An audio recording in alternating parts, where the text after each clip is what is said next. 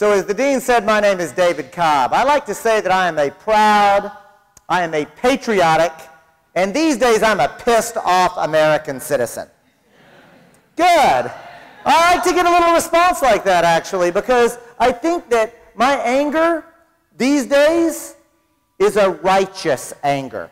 And I use that word very carefully because, you see, I'm the grandson of a Baptist preacher. I know exactly what the word righteous means. And the anger that I'm feeling about the country that I live in, the anger that I'm feeling around the racist, sexist, class-oppressive systems, the anger that I'm feeling about the fact that 25% of the children are going to bed hungry in the richest country in the world, the anger that I'm feeling that 1 in 6 American families are living below the poverty level, that anger really is righteous. And I also want to be clear, righteous anger is a very unique type of anger. Because, you see, if you get mad because you don't get your way, that's not righteous. Righteous anger can only be provoked by anger at injustice, oppression, unfairness. But even deeper, if you get angry at those things and you don't do anything about it, you just stew and wallow in your anger, that's not righteous either. See, righteous anger requires action.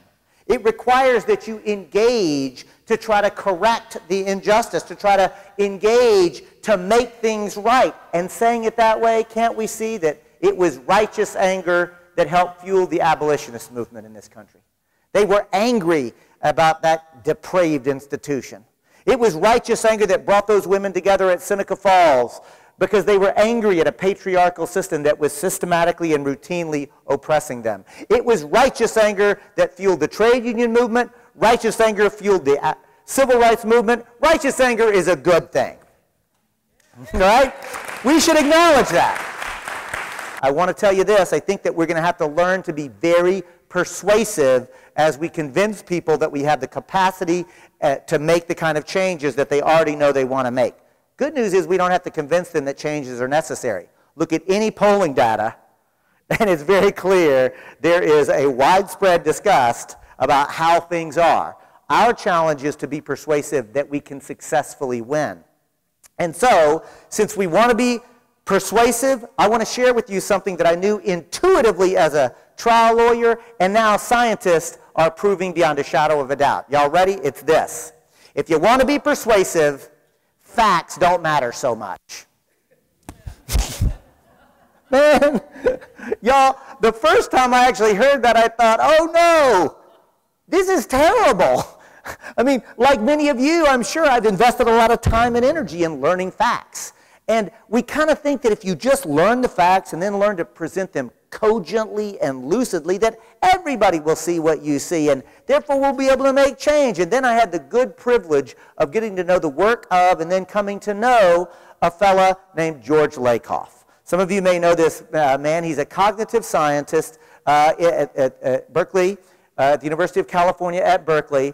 And as a cognitive scientist, he has actually proved how we process information. Not just liberals, not just conservatives, not just Americans, how the human brain processes information. And here's the thing. We don't just take discrete facts and apply logic and then deduce things. I mean, maybe the engineers in the group, you know, the freaks, y'all may do that, but almost all the rest of us actually understand the world through the stories we tell each other. And we begin to tell stories, we hear stories, and those stories begin to shape our worldview, our frame. It sets the frame for how we see the world. And then, whenever you or me are presented with new information, we process those new facts based on the pre-existing story that we already have about how the world works, right? And so, if you really want to be effective, you've got to understand what the frame is and then be able to communicate this new information and these new facts. And I'm also going to be very transparent with you. As I go forward, I want you to ask yourself genuinely, number one, could you see yourself telling some version of this story? And number two, is this a story that transcends politics? Is this a story that transcends political parties? Is this a story that transcends ideology? And since I am very clear that I want to be persuasive, and I know for a fact that we see the world through stories, I'm going to tell a story. I'm going to tell a story on how it came to be that large transnational corporations are not just exercising power today. I'm going to tell a story on how it came to be that large transnational corporations are ruling us. As surely as masters once ruled slaves, as surely as kings once ruled subjects, unelected and unaccountable corporate CEOs are ruling us because they're making the fundamental public policy decisions. Corporate CEOs already decided what all of our transportation choices were going to be. They've already decided what our health care options are going to be. They've already decided what our environmental policy is going to be. They've already decided our energy policy. Corporate CEOs decided whether this country would go to war. And we, the people, are left to choose between paper or plastic. We can choose between Coke or Pepsi. We can choose from a myriad of consumer choices. And I want to be clear about this. I'm glad to have consumer choices. Don't get me wrong. Consumer choices are a good thing, but do not mistake a consumer choice with actual political power, because real political power would be able to meaningfully participate in affecting the decisions that actually will impact you. And the reality is that we very rarely have mechanisms in this society where that kind of power is invited, where we can actually exercise it. And I want to be clear, mad props to our voter registration folks. Who is registering voters? Let's give a round of applause for our voter registration people.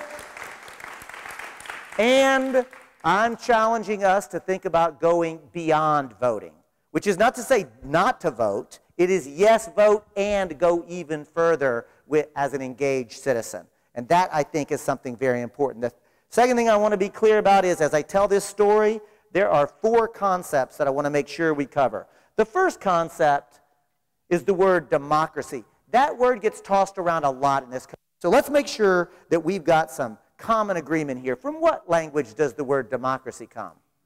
Greek. Let's break it down. Demos means the people. Kratia means, anybody know? Rule. Very good. So literally, the word democracy translated from Attic Greek means the people rule. Quick pop quiz. How many of you believe we, the people, are ruling in the United States? Don't be shy. Look around. There is one hand in the air. This is a very good turnout here, and kudos, Dean, and kudos to the North Shore Move to Men. A great turnout, one hand in the air. I want to tell you something, folks. That is a problem. But saying it another way, I think it's a good thing. It's not a good thing that we, the people, don't rule, but I think it's a good thing that fewer and fewer people are just, without thinking, just raising their hands proudly to that question, notwithstanding what Mrs. Armstrong taught. In other words, I think it's a good thing that we're finally having the courage, that we're finally having the ability to confront squarely the reality that there is a small ruling elite in this country that are actually making most of the decisions. And as hard as that is, as Americans, for us to come to terms with, I think it's a good thing, because when you actually accurately define a problem, oftentimes solutions begin to present themselves that were not available. I used to joke that the most dangerous threat to democracy in the United States is the mistaken belief that we actually practice one. But I think more and more people are actually coming to accept the reality that there is a ruling elite in this country and that it's a problem. And that brings me to the second concept, which is the word sovereignty. My friends, if I just had the word the sovereign on the board, who or what would you think of? Quick, the sovereign. King. I bet almost all of you thought that, right? The word that popped into your head was king. That's because 500 years ago, the king was the sovereign. The sovereign was the king. Those words were literally synonymous. Sovereignty means the authority to rule. And so, of course, the king had ultimate authority to rule. And where, by the way, did the king claim his sovereignty? God. You don't get more legitimate. I mean, that's a big deal, right? In fact, to really illustrate that, we're going to do a quick little exercise together. This exercise is always a lot of fun for me. You'll see. I will invite this auditorium to close your eyes and repeat after me. David Cobb is the king. Oh, this is going well. I'll continue. Because David is God's representative on earth. I lost some of you. I'm going to try one more. And therefore, we will all do anything David tells us to do without question. Okay. All right. Couldn't get you to go along with that last one. Normally, this is when I say open your eyes, but to your credit, Lynn, nobody's eyes are closed. That's good. The second thing I'll observe is that you all did what everybody always does when you realize what I was trying to get you to say. You all laughed at me. Did you notice that? There was kind of a collective, some of you snickered. Some of you chuckled. I got a few guffaws. I got a couple of harumps, right? But everybody basically kind of laughed at that. You know why? Because it's funny. And not funny as in, David has just made a very witty and droll comment. No, it wasn't that sophisticated. I used what a comedian would call absurd humor. I set you up and then said something so absurd that your only reaction could be to laugh or snicker or otherwise laugh at it. The idea that I can tell Mike how to live his life because who my parents are, or even better, that I somehow have the authority to say how all of society is going to be organized because of the divine right of kings, that's ridiculous. That is absurd. Of course you laughed at that. And 500 years ago, people like you and you and you and me, we not only said it, but we believed it. My friends, I'm asking you to take a sober moment. Really, think about it. The question of sovereignty and who has the authority to rule, or even better, what the mechanics and the processes for legitimate power and decision-making, this might be one of the most important first principles that any group of human beings asks for themselves, right? And look, I'm a Green Party member, as the Dean mentioned, and I'm proud of that. I'm equally proud to tell you I frequently work in collaboration and partnership with Democrats.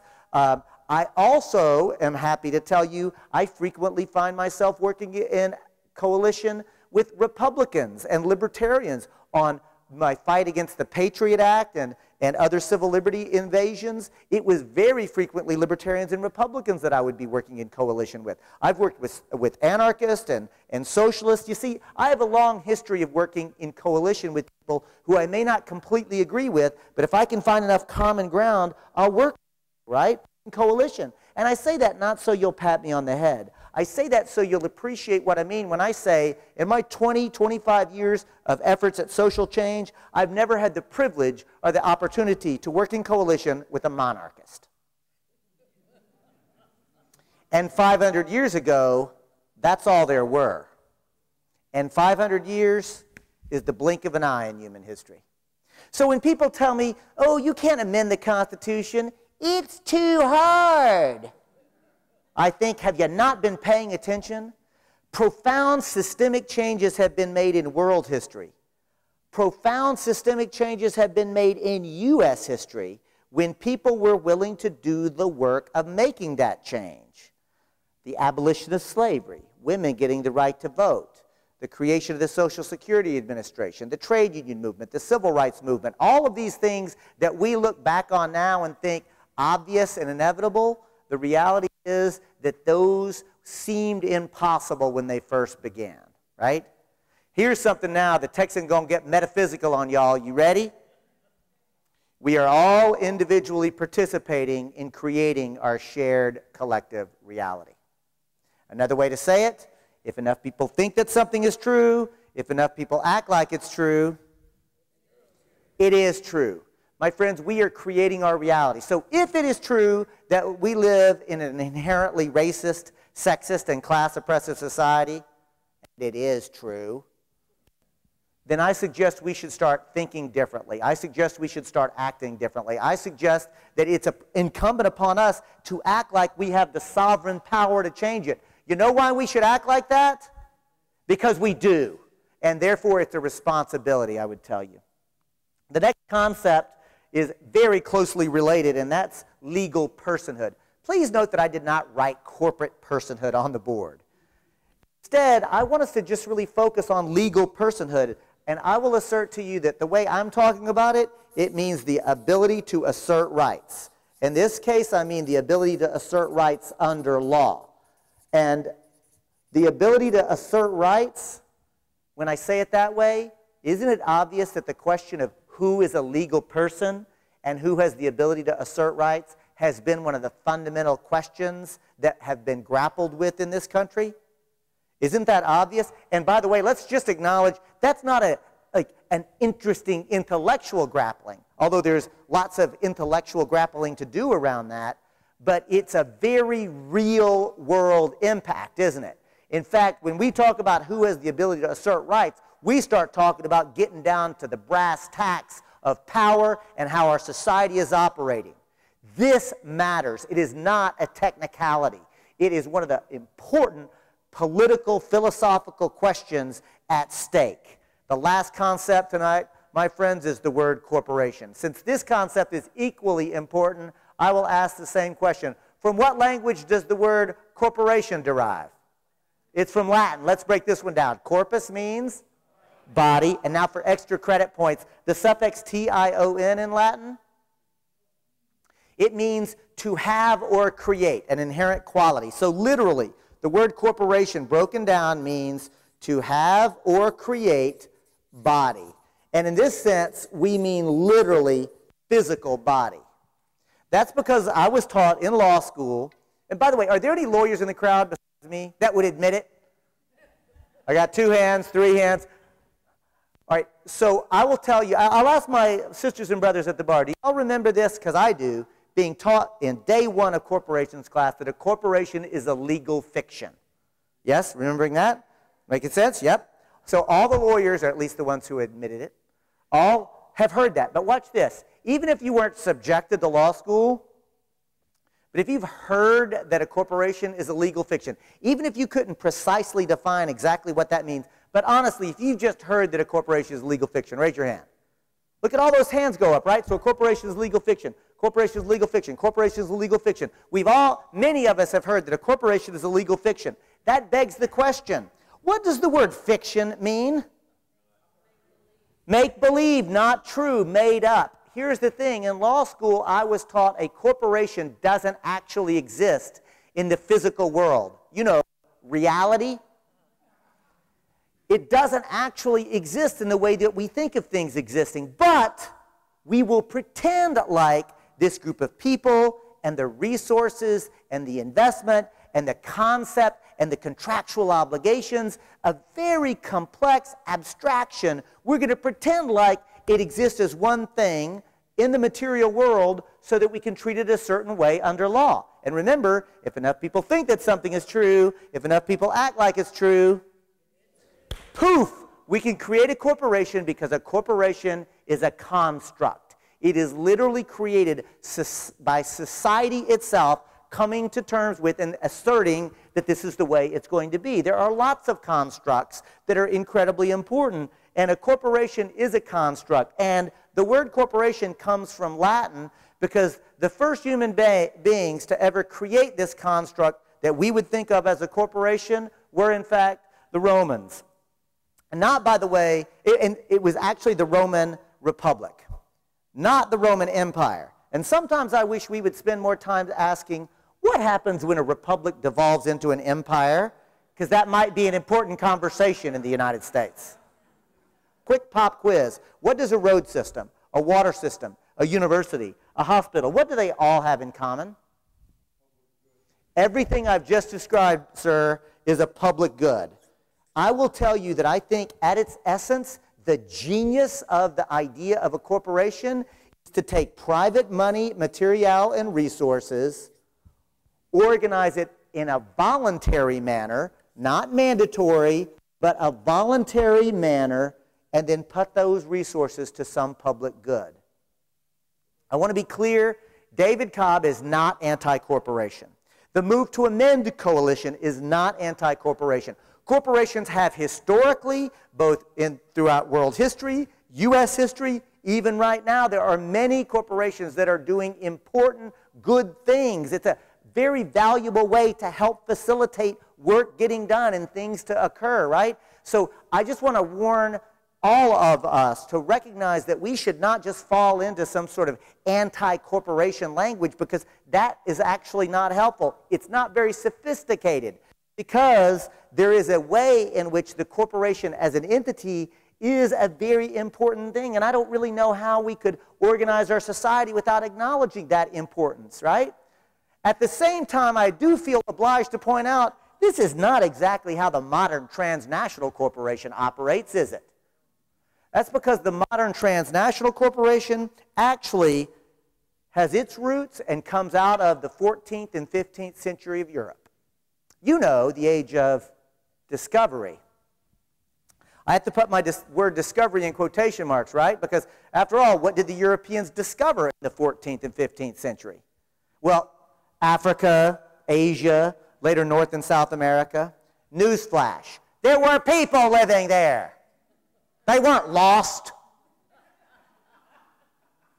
In fact, they weren't discovered at all, were they? In fact, let's just be as honest and as straightforward as we were earlier and acknowledge that the so-called age of discovery is actually the age of rape and pillage and plunder and murder. There's one word that really sums it up for me. It's the age of empire. You see, that's the age of the modern empire. And actually, imperialism means beating people down. It means stealing from them. It means killing them and taking their resources. That's what imperialism means in this context. And it's brutal and it's ugly, and we ought to be very clear about this. And now, I want you to stay with me because this is important. The modern transnational corporation, as we know it, actually began as a joint stock company. That's what they were actually called. And stay with me because the joint stock company was created intentionally and deliberately as an instrument of empire. That's what they were designed to do. One of the most famous of those joint stock companies was the East India Company, literally designed and charged and tasked with the legal responsibility to militarily crush the entire people of the subcontinent of India, and not just to crush them militarily, but to destroy their existing civilization and to destroy their existing institutions so that new institutions could be imposed upon them. New institutions that would actually require them to toil and labor at stealing the resources from their own land and sending those resources back to the shareholders of the East India Company. That was their business model. Here's a question. In the founding of what became the United States of America, how many original colonies? Come on, y'all, we're in Massachusetts. This is an easy one. How many? 13. That's a gimme. So here's the real question. Of those 13 colonies, how many of them were corporations? Oh, nicely done. It was a trick question, but many of you saw right through it. The answer, all of them. All of them in this sense. The word corporation means to have or create body, and I'm telling you that the king created each one of them. The king created Massachusetts. Now, somebody in the crowd might be thinking, that's ridiculous. Massachusetts was already here. That's why it's a trick question. The land was here. The people who lived on the land, the rivers and the streams and the fish and the forest and the deer, you know, physical reality, that was there. But it took the king to create Massachusetts. And the king created Massachusetts by the use of a very specific legal instrument. Anybody know what that instrument is called? Nicely done. It's called a charter. And I'm going to now do another exercise to illustrate just how exactly the king created Massachusetts by a charter. In this exercise, I'll be the king. Why do y'all think I might be the king in this little exercise? Because I'm telling the story, right? See how important stories are? See how important it is that we ask who's telling us these stories? I think that if we actually spent just a little more time examining our media and where it's coming from and what stories they're telling, it might be helpful. So in this little exercise, though, I'll be the king, and with nothing more than a writing instrument, a piece of paper, and my political power, I will create Massachusetts. But of course, I'm not going to bother with the day-to-day affairs of administering Massachusetts. After all, I'm the king. I've got other people to rape and pillage and plunder, which apparently are kingly duties at this time period, because that's what's going on. But now I will create Massachusetts, but will assign a royal governor. Mike, I'm going to make you a governor. How about that? So I will create Massachusetts, but I will assign a royal governor. And now, my friends, I'm going to quote from the actual original charter that created Massachusetts. Watch this. I, the king, create Massachusetts. Political boundaries are described. I assign a royal governor and task the royal governor with the legal duty and responsibility, quote, to plant, to rule, and to govern this new area to benefit me, the king, and to benefit the other shareholders of the joint stock company known as the Massachusetts Bay Trading Company. Massachusetts began as a for-profit corporation on the same exact business model as the East India Company. So too was Virginia, the Virginia Company. Rhode Island was the Rhode Island and Providence Plantation. Georgia was a penal corporation. Do you know what skin color, by the way, most of the original slaves had in Georgia? White. You know, this is only to the white people in the crowd right now. We would do well to actually try to come to understand the creation of whiteness and why that happened. Because listen, ethnicity is real. Like where you come from, like the culture and the history. Like, you know, if you're white and it's actually Scottish or English or you know, European, you know, some northern Western European, like those are all real. Whiteness was created. And let me now share with you how I think, as somebody who grew up in poverty, I think I've actually got a handle on it. It goes like this. Man, the boss man's got his boot on our neck. This is terrible. I hate this. At least I'm white. Folks, whiteness is created as a construct to bamboozle white people, specifically working class white people, right? I mean, I think it's very important that we actually be willing to actually have these kinds of conversations. But the point I'm making here around the creation of whiteness as a construct is also to tie it back to the creation of Massachusetts as a colonial construct, right? And as we all know, the American revolutionaries were not calling for a more socially responsible king. Perhaps we should do more than just ask for more socially responsible corporations or more socially responsible ruling elites. Maybe we should raise our aspirations a little higher. And because another thing I want to say, the American Revolution, like here we are, just like this is like, I hope it's not offensive, but for me coming from Texas, this pretty much is Boston, right? Like more or less, right? So let's just acknowledge that in that harbor, a couple of hundred years ago, there was a little thing called the Boston Tea Party.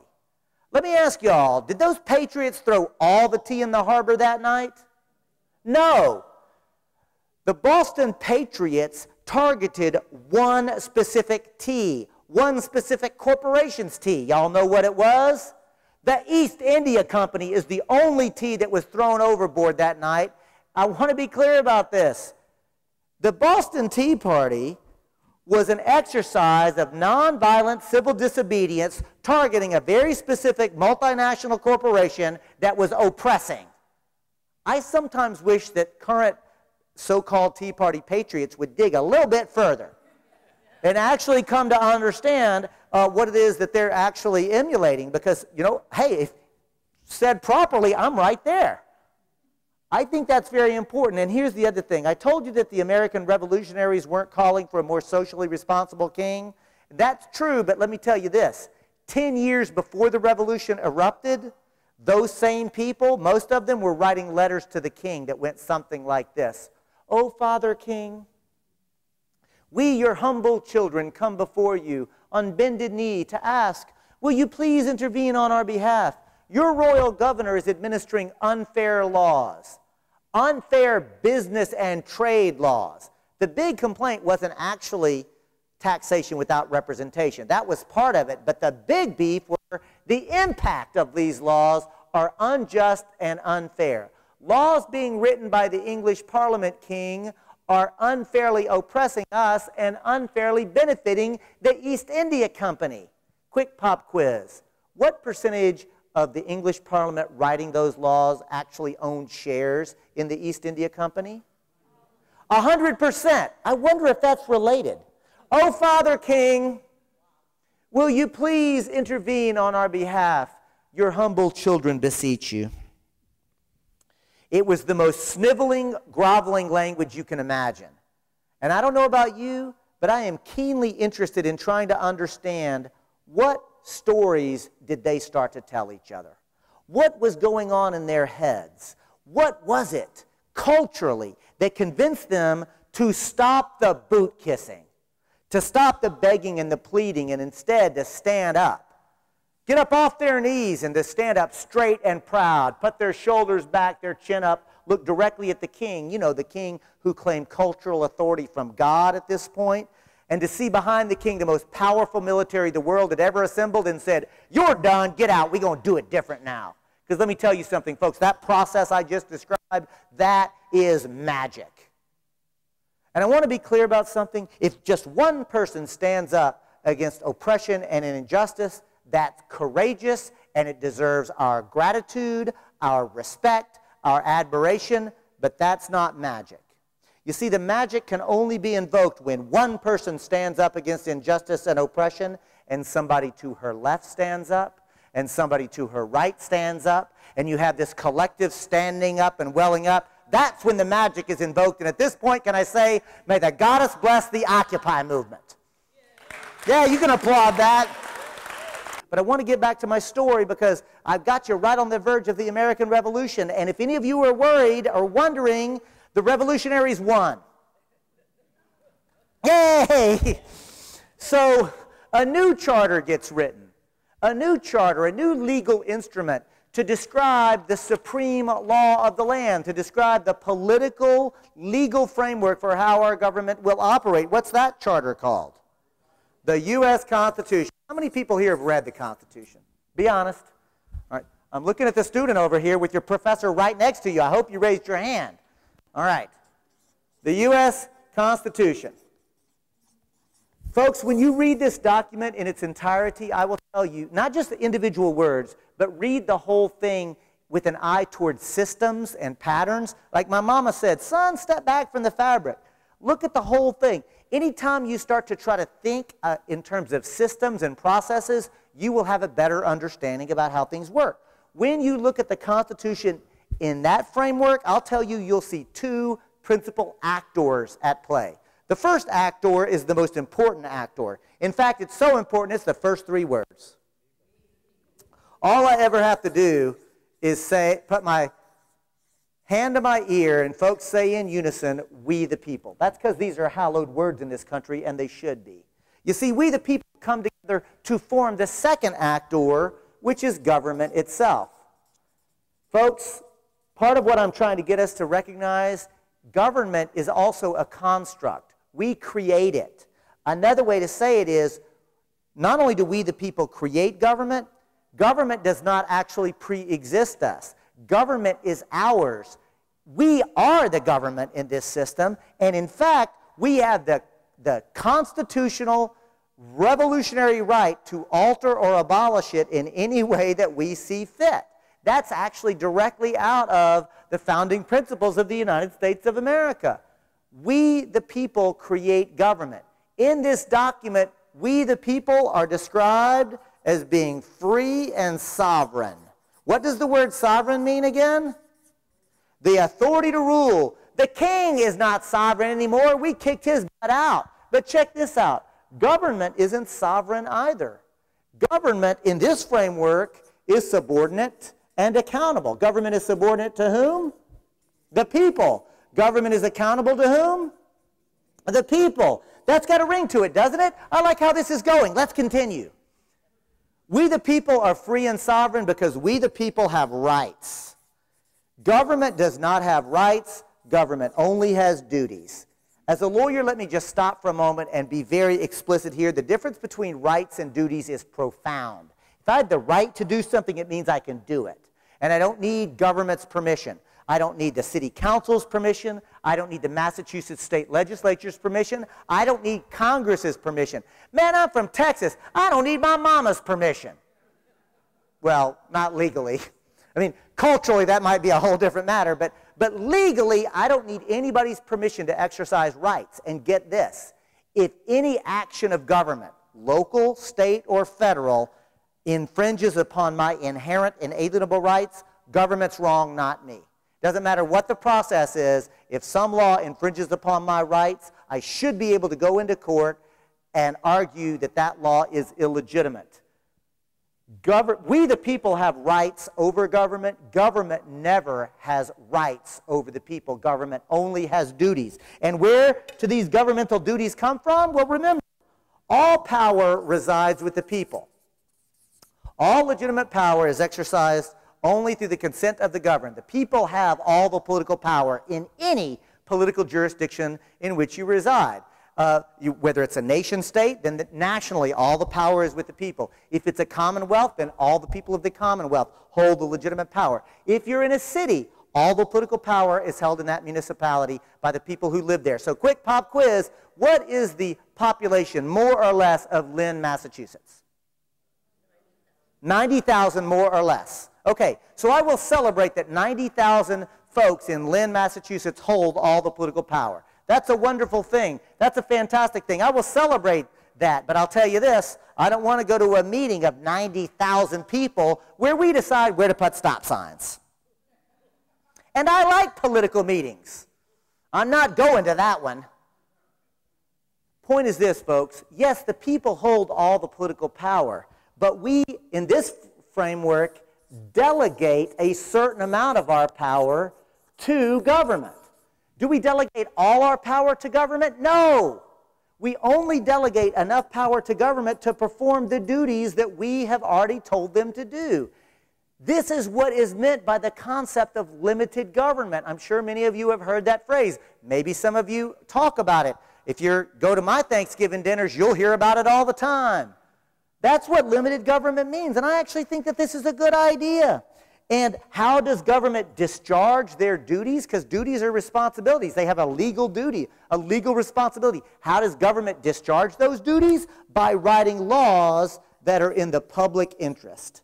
My friends, I want to stop for a moment and acknowledge that there's going to be real debate on what those laws should be.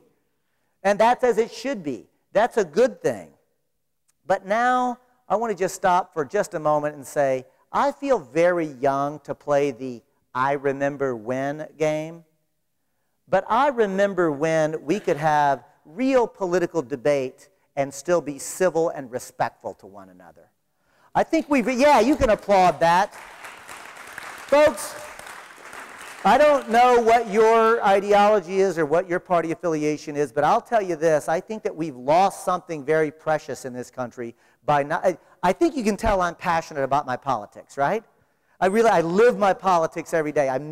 It's serious to me, and I'm passionate about it. But I'll tell you this, I also strive very hard to be civil about it.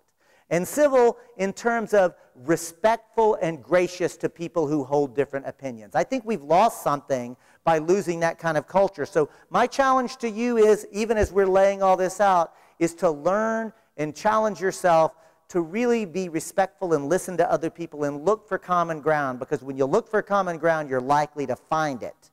So I think that's important, but there is going to be debate over the public laws. But remember this, no public law can ever violate the private rights of an individual citizen. Remember? Oh my God, wait a minute, y'all. Mrs. Armstrong might have been right after all. Watch me sum up in 90 seconds in, I hope, a concise and coherent way how our constitutional framework and our political and legal system is supposed to operate. Here we go. In our framework, we people are free and sovereign. We hold all the political power. However, we delegate a certain amount of our power to government. Government that we will hold subordinate and accountable to the will of the people. We will charge and task government with the duty to write laws in the public interest. But the one thing that no public law can ever do is to violate the private rights of the free and sovereign citizens of that jurisdiction. Isn't that amazing? Right? Isn't that brilliant? Isn't that beautiful? We should try that in this country. This would work. And I'm not even joking. This is beautiful. And I'm not joking that this is brilliant. And I'm also joking that I don't think we've ever actually really tried it. Because before I go 1 second further waxing poetic about the U.S. Constitution, I have to get a quick time out to ask, somebody tell me what year the U.S. Constitution gets drafted in secret convention, which is an interesting thing in and of itself, or the year that the Constitution actually gets implemented and ratified and becomes the supreme law of the land. Either date. Nicely done. So 1787 was the Constitutional Convention, and 1789 is the actual ratification date. That's the date that the Constitution gets ratified and becomes the supreme law of the land, which is the reason I'm going to put that date on the board, because that's the activation date. Now I want to ask this. Now that we know that legal personhood means the ability to assert rights, who gets to be a legal person in 1789? White men. Is it all the white men? Only the property-owning white men. Saying it another way, my friends, if you're not rich, if you're not white, and if you're not a man, you're not fully a legal person. Anybody know what percentage of the adult human beings living in those 13 states, formerly colonies, but now states in 1789, was fully a person who could exercise all of the rights? 10%? 15%? Say it louder, ma'am. 5%. That's a low number, isn't it? Saying it another way, 95% of the human beings were not fully persons. I like to think of it the way the late, great Howard Zinn said it, and may the goddess rest his soul. Howard Zinn said, probably the most important, easy way to think about the entire arc of U.S. history is as a series of struggles by actual human beings to be defined as persons with rights acknowledged and protected by our Constitution. That's so important. I'm going to say it again because I think it really does sum it up. One of the easiest ways to think about the entire arc of U.S. history is as a series of struggles by actual human beings to be defined as persons with rights protected by our Constitution. Now, somebody might say, all right, Cobb, you got a scathing indictment of imperialism, but hey, we got rid of slavery. Women can vote. It's all good now. To which I say, au contraire, mon frère. It's not all good now. And a big part of the reason it's not all good is the operation of the most dominant institution on planet Earth today. The most dominant institution in U.S. politics, the most dominant institution in U.S. culture. What's that called? A corporation. I think the modern transnational corporation is a dominant institutional force. And so, if this is helpful to think about how our framework is supposed to operate, is that helpful? Does that make sense? Right? So it might behoove us to ask, where should a corporation go? Well, before I do that, I'm going to ask really quickly, anybody know what it takes to form a corporation in the Massachusetts Commonwealth today? Yeah, it's a very small filing fee, and that piece of paper, which you can actually download off of the internet now, it's actually quite easy to do, as long as you're paying attention, dot your I's, cross your T's, and your little filing fee, the check clears. You know what the Secretary of State will do? Rubber stamp that paper, send it back, and have created what? A corporation. They've issued you a charter. They've created it. You know how long your corporate charter can last in Massachusetts? Forever. You know what you can do with a corporate charter under Massachusetts law? Watch this. Any legally permissible thing, all lawful activities. That's what the Massachusetts Corporation Code says today. I observed that apparently if you have enough money and wealth and influence, you can do illegal things.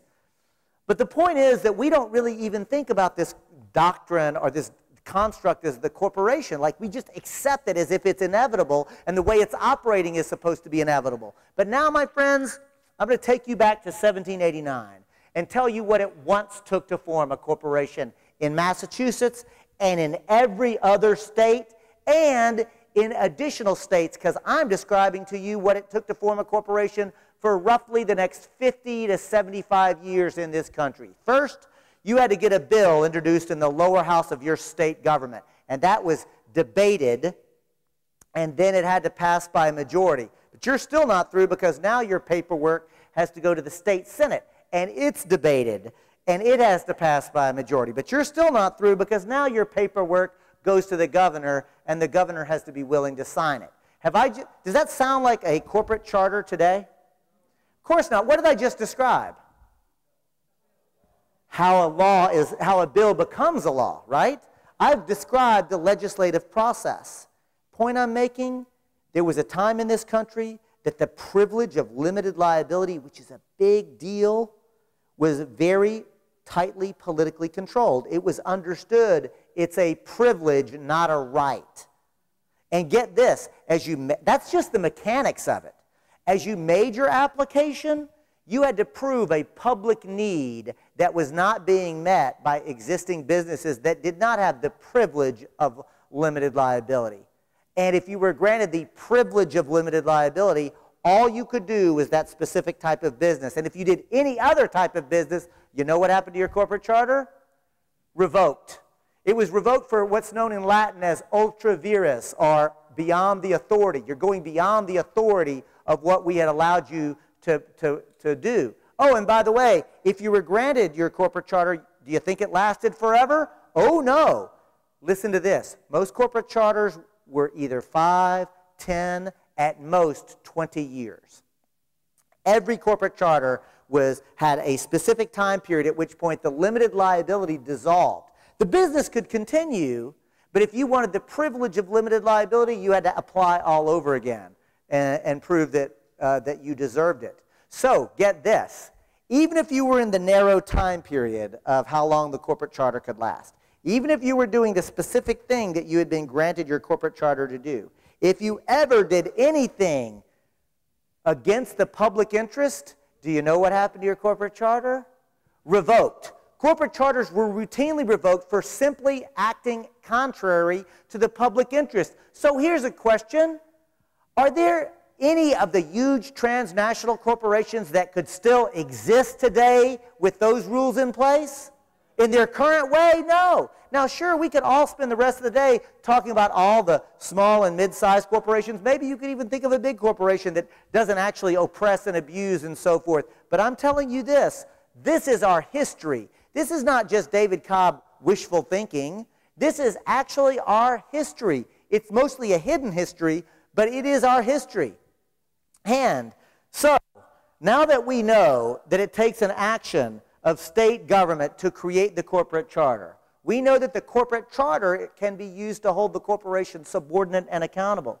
We know that the corporate charter describes the duties of what a corporation can do. We understand that a corporation should only be allowed to exist if it's serving the public interest, or at least not harming the public interest, since we've allowed it to come into existence. Isn't it just painfully obvious that a corporation should be here under the appropriate control of the political democratic process? And here we go, folks. Thank you so much for your patience, because here comes the punchline.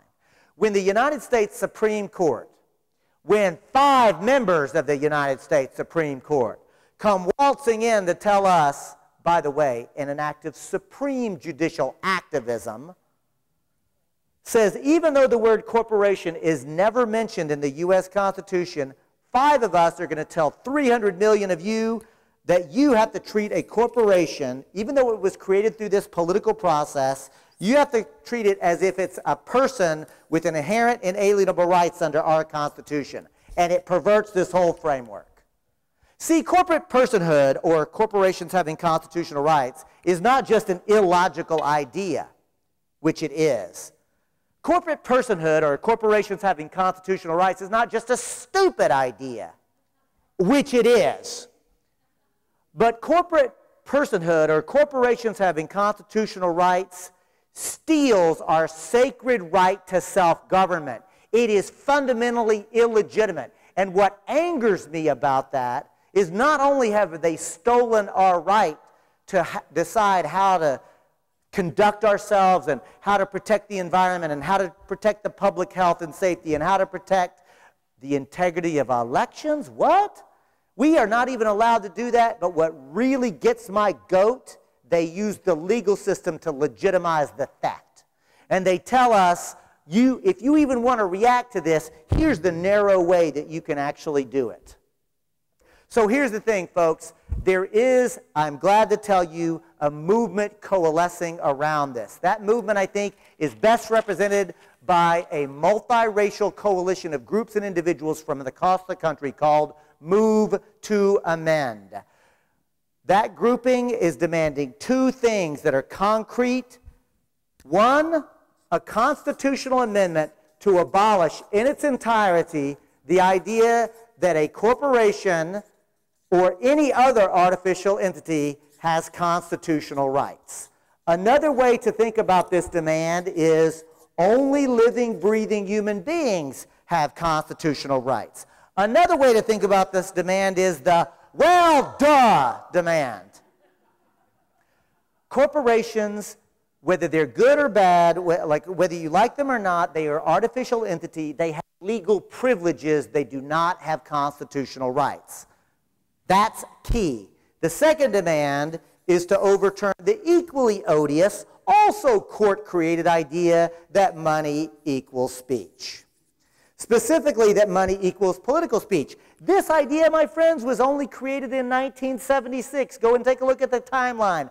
Buckley versus Vallejo. It's a new phenomenon. Before that, do you know that in most states, it was a felony to use corporate money to even influence an election, including in Massachusetts, a felony to use corporate money and corporate treasury dollars to even influence an election. Today, the Supreme Court tells us that corporate dollars can be spent in unlimited ways and you can't regulate it at all.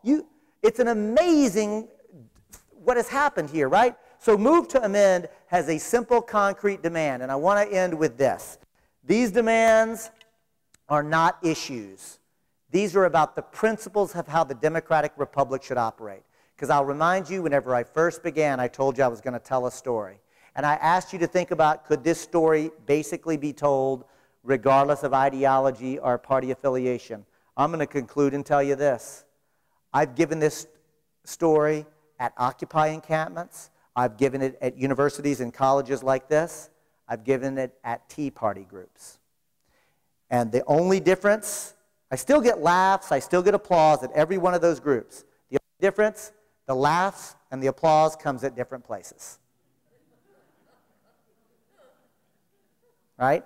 You didn't bat an eye when I said limited government or sovereignty, did you? Right? I mean, you weren't disrespectful. You didn't throw things at me, but you didn't clap either. I got applause at other places. The point I'm making is this, and I want to now open it up for some discussion, but I really want to remind you, I think that what I've just told is the best version of the American creation myth. The best principles and values of what our democratic republic is supposed to be, and throughout our history, we've gotten closer to it. And each time it's because ordinary people like you got involved. And I don't mean just voting. Absolutely vote, yes. But I mean they got involved. And they began the hard work of engaging their neighbors and their families and their friends in the kind of conversations. They began to get involved. And today, Move to Amend did not even exist 2 years ago. Today, we have over 250,000 people involved. And I'm not through. Yeah, you can applaud that, right?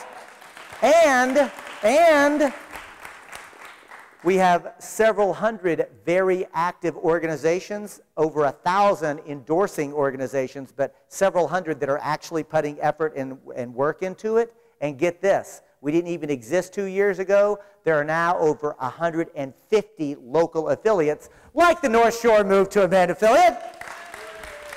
And we've helped to pass 250 local resolutions that are calling for a constitutional amendment. We've put it on the ballot in 7 jurisdictions, including in jurisdictions dominated by Republicans. And every time we put it on the ballot, we win by supermajorities. And I mean it. West Allis, Wisconsin, where Republicans outnumber Greens and Democrats by a 6-4 margin. We put it on the ballot during the presidential primary process when you had a huge turnout amongst Republicans. We won that campaign by 74% of the vote. This movement is uniting people across party lines, across ideological lines. This is reminding us about what the best instincts of the democratic republic should be. So what I'm going to do at this point now is to invite you into this movement.